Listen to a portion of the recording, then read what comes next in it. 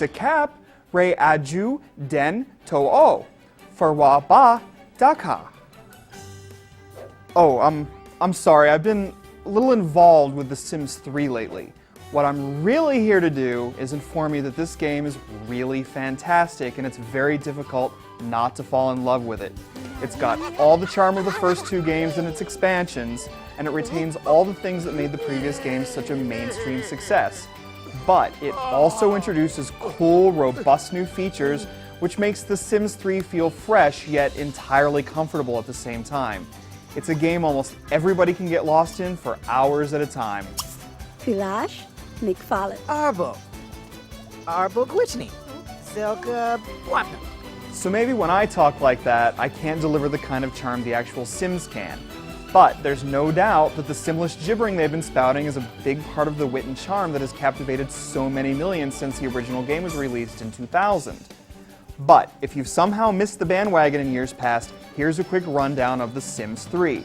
It's a people simulator. Like in the previous games, you create virtual lives called Sims, and you help them maintain every aspect of their existence. Just like real people, they have relatively mundane needs. They need to eat, sleep, empty their bladders. They need to have fun and get together with people too. And of course, they need to go to school, to get jobs and make money, and they need a roof over their heads. You are their puppeteer, balancing the needs of your Sims, driving their goals, and developing them as you see fit. This sounds somewhat ordinary. After all, we already have to balance these things in our own lives. Yet there's a big virtual dollhouse appeal to the series that keeps people addicted for hours, days, weeks, and even years. The Sims 3 is no different. Actually, it's even more compelling than the previous games. Perhaps the biggest reason for this is that more than the previous games, there's a real society at work. In the past, your Sims could leave home and visit other locales, but it was presented in a very disjointed fashion. Now, you have the run of the town. Whether you want to take your family to dinner, practice guitar at the park, swim at the public pool, or explore the graveyard after dark, it's as easy as selecting your destination from the town map and driving over or taking a taxi. Or even riding a bicycle or running if you're so inclined. You've got shops to visit, an art gallery, a library, a gym, other households, and all of it exists in a seamless suburb that feels really lived in. It's a big improvement that goes a long way towards making the town feel like a living entity. So there's a lot of everyday stuff to do, though The Sims 3 has a way of making even the dullest sounding activities feel important and fulfilling. Your Sims can enhance their skills by performing all sorts of tasks, from gardening, to reading, to playing chess, to repairing dishwashers and more. If you felt in the previous games that things felt really aimless, there are short-term and long-term goals to focus on. Short-term goals are specific to your Sim and could involve things as simple as making the bed, or something more involved like having a baby. When you complete them, you earn reward points that you can then spend on enhancements, like never again having to pee, or always throwing the perfect party. Your lifetime goal takes a lot more time, and you'll select it when you first create your Sim. This could be being an international super spy, or being incredibly popular, or becoming a famous news anchor. It's the best mix of freeform sandbox gameplay and specific goals the series has seen. If you like the game because it's so open-ended, you still have that, but if you wanted something more specific to aim for, The Sims 3 has that too. But living out your life is only part of the addiction. The creation elements are also incredibly important aspects of the game, and The Sims 3 offers the most robust tools yet. When creating a Sim, you've got all sorts of options for physical customization. Different hairstyles, clothing, accessories, facial hair, makeup, eye height and color, and so on. It's fairly in-depth without getting overly complex, but the creative style options will make this aspect particularly interesting for those that like tweaking every aspect of your look. You can choose from a staggering number of patterns, even from those meant for house exteriors and floors, and then use that as a pattern for clothing. Change the colors using the color wheel, sliders, or preset hues, and you can create a lovely, subtle look or an absolutely bizarre concoction. But it isn't just the look of your Sims you will customize. You will also choose up to 5 traits that will govern how your Sims behave.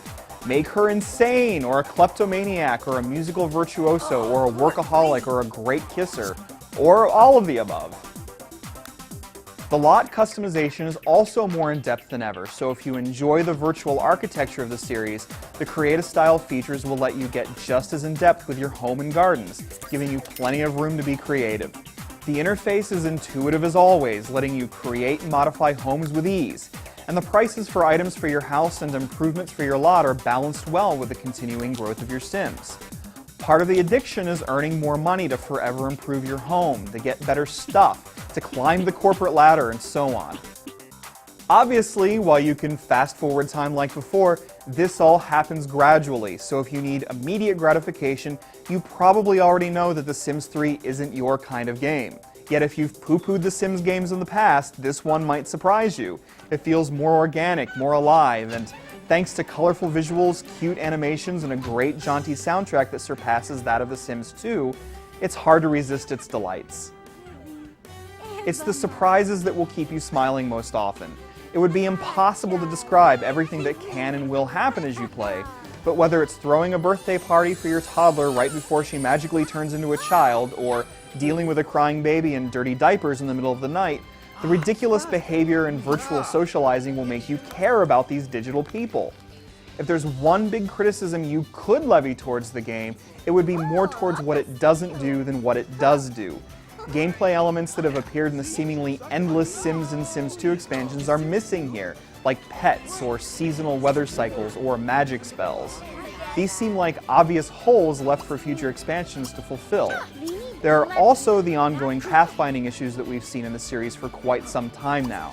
It's a lot better now, but there are still times when getting your Sim to get from one place to another in a crowded room is a lot more laborious than it should be.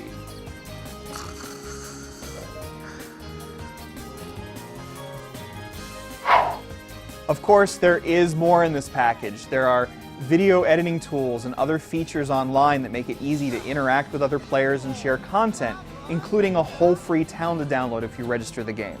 But what you need to know is this: The Sims 3 does more for the franchise than The Sims 2 did.